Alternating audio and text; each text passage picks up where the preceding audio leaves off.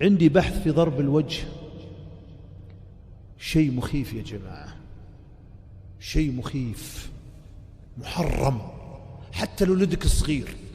نصيحة اللي مد يده على حتى ولا عياله بنته، نصيحة واحد يبي لك الجنة، خليه يسامحك قبل ما يموتون.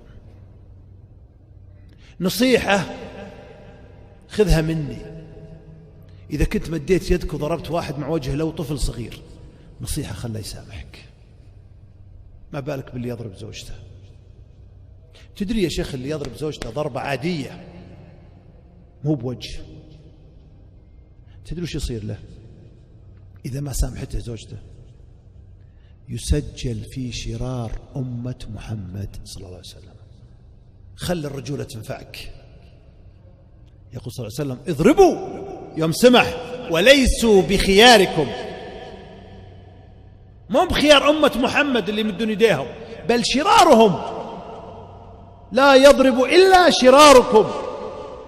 مسوي فيها عشان الله أعطاك بسطة من الجسم وقوة عليها، اضرب.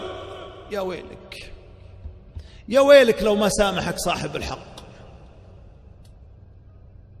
يفر المرء من أخيه وأمه وأبيه وصاحبته. إذا الضعيف اللي عندك في بيتك اللي أنت تحوسها على كيفك وتروح وتجي، يا ويلك في الحساب إذا ما سامح.